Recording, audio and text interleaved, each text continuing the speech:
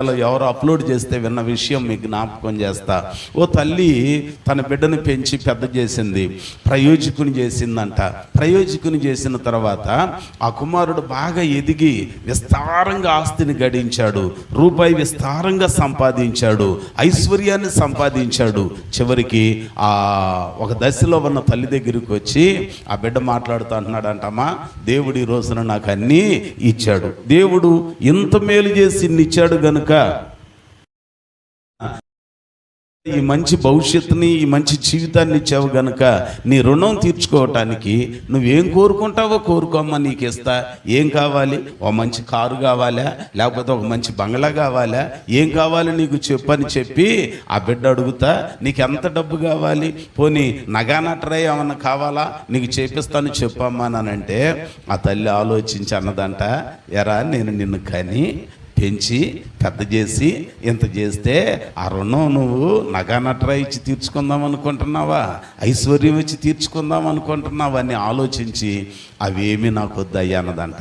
మరి ఏం కావాలమ్మా నీకు అన్నానంటే, ఏం లేదు కానీ నాకు ఒక కోరిక ఉందరా, చిన్నప్పుడు నా దగ్గర పడుకోవటానికి పోటీ పడేవాడివి కదా, ఇదిగో నేను పడుకుంటాను అమ్మ దగ్గర, నేను పడుకుంటాను అమ్మ దగ్గర అని దాదాపుగా ఒక 3-4 సంవత్సరాల వయసులో ఏడ్చి పోటీ పడేవాడివి కదా. ఇప్పుడు నేను అడుగుతున్నాను, ఒక్క వారం రోజులు నీవు నా ప్రక్క నుండి నాయనా, నా ప్రక్కలోనే పడుకో నాయనా అన్నదంట. ఎదిగిన బిడ్డ, రూపాయి సంపాదించిన బిడ్డ, తనకి కుటుంబం ఉన్నది. తల్లి ఆ కోరిక కోరేసరికే మొత్తానికి ఆనందంతో అంగీకరించాడంట. సరే అమ్మా అన్నాడు. మొత్తానికి మొదటి రోజు తనతో కూడా ఆ తల్లితో కూడా ఆ కుమారుడు పడుకున్నాడు. పడుకున్న కాసేపటికి మొత్తానికి ఆ కుమారునికి నిద్ర పడుతుంది. పనిచేసాడు, అది అలసిపోయాడు. కాసేపటికి మెల్లిగనదంట, అరే నాయన నాకు దప్పికేస్తుంది, కాస్త మంచినీళ్ళు తెచ్చివ్వా అని అన్నదంట.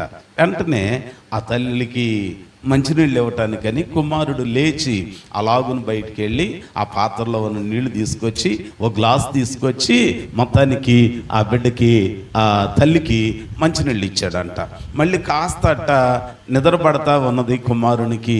మళ్ళీ మెల్లిగా కదిలి అంటుందంట, అరే నాయనా కుమారుడా అంటే, మమ్మీ ఏం కావాలి నీకు అని అంటే, ఎందుకో నాకు దాహం బాగా వేస్తుందిరా, కాస్త మంచినీళ్ళు తెచ్చివ్వా ఇంకో గ్లాసు. కొంచెం మనసులో బాధ కలిగింది. పగలంతా అలిసిపోయి పడుకుంటే ఏంటి ఇట్లాగ అడుగుతుందని వెళ్ళిపోయి ఇంకో గ్లాస్ తీసుకొచ్చి ఇచ్చాడంట. మళ్ళీ దాదాపుగా నడిచామైన తర్వాత ఆదమర్చి నిద్రపోతున్న కుమారుడిని లేపిందంట. కుమారుడా అన్నాడు. ఏంట్రా ఏంటి తల్లి అనంటే, ఇదిగో నా గొంతులో ఏదో మొత్తానికి అనీజీగా ఉంది, ఇంకో గ్లాస్ మంచినీళ్ళు తెచ్చివునా నా చల్లటి నీళ్ళు అనంటే కోపంతో విసుగుతో వెళ్ళిపోయి తీసుకొచ్చాడు.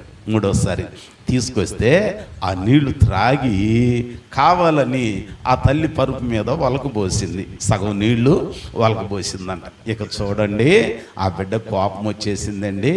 ఏంటి మమ్మీ, పగలంతా అలిసిపోయి పనిచేసి వచ్చాను కదా, ఏంటి ఇట్లాగని చేస్తున్నావు, అసలు ఏమన్నా బుద్ధి ఉందా నీకు, నీళ్లు తాగటానికి ఇన్నిసార్లు లేపావు, చివరికి అవి ప్రక్కలో పోసావు, ఎట్లా పడుకోను నేను అని చెప్పి ఒక్క రోజులోనే విసుగు చెందితే తెల్లారిన తర్వాత చిరునవ్వు నవ్వి అమ్మ అన్నదంట, ఎరా నేను నిన్ను కని పెంచి పెద్ద చేస్తే ఈరోజు ప్రయోజకుడు అయ్యి నా రుణం నగానట్రా ఇచ్చి తీర్చుకుందాం అనుకున్నావా?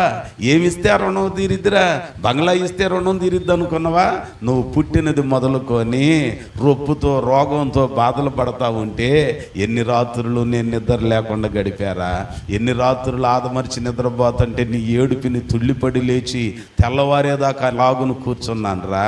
ఎన్ని మార్లు నీకు వాంతులు విరోచనాలు అయితే ఆ బాత్రూమ్కి వెళ్ళినా అక్కడే నా పైటి చెంగు పరిచి నిన్ను మాత్రం దాని మీద పడుకోబెట్టి ఆ దుర్వాసనలో నేను ఎన్ని దినాలు గడిపాను అనుకున్నావురా? ఏమిస్తే నువ్వు రుణం తీర్చుకుందాం అనుకున్నావురా అనగానే వెంటనే బిడ్డ గుండెలు బాదుకొని కన్నీరు మున్నీరుగా విలపిస్తూ, మమ్మీ నేను చేసింది తప్పే, నేను నీకు ఏమి ఇచ్చినా ఆ రుణం తీర్చుకోవటం జరిగేది కాదు. ఎంత మంచి విషయం! ఈ రాత్రి దేవుని మాటలు వింటున్న మన జీవితంలో బైబిల్ గ్రంథం జ్ఞాపకం చేస్తుంది, ఒకని తల్లి తన బిడ్డను ప్రేమించినట్లుగా నేను సంఘమును ప్రేమిస్తున్నా. నేను ఇశ్రాయేలీయులను ప్రేమించా. ఎఫ్రాయిము బాలుడుగా ఉన్నప్పుడు నేను నడక నేర్పిన వాడను కాదా? ఇశ్రాయేలీయులు దారి తప్పి తిరుగుచున్నప్పుడు నేను మందలించి సరిచేసి అరణ్య యాత్రలో 40 ఏండ్లు వారికి పోషణిచ్చి కాపుదలిచ్చి, పగలు మేఘస్తంభములో ఎండ తగలకుండా, రాత్రి అగ్ని స్తంభములో ఏ క్రూర మృగాలు అరణ్యములో వారి మీద దాడి చేయకుండా అగ్ని స్తంభముగా మేఘస్తంభముగా ఉండి వారిని నడిపించిన వాడను కాదా? తల్లి ప్రేమ చూపించిన వాడిని కాదా? తల్లి ప్రేమలాగా నేను నా యందు విశ్వాసం ఉంచిన సంఘం పట్ల వ్యక్తపరిచిన వాడను కాదా? అయ్యో, ఈ రోజున బిడ్డలుగా ఉన్న మనం ఆయన చేసిన మేలుకి, ఆయన చేసిన ఉపకారాలకి ఏమిచ్చిన రుణం తీరదు. కానీ దావీదు భక్తుడు చెప్పినట్లుగా రక్షణ పాత్రను చేత పట్టుకొని యెహోవా నామమున కొల్లగా నా స్తుతులను చెల్లింతును. దేవునికి స్తోత్రం. అందుకనే మీకా గ్రంథం 6వ అధ్యాయములో కూడా జ్ఞాపకం చేస్తూ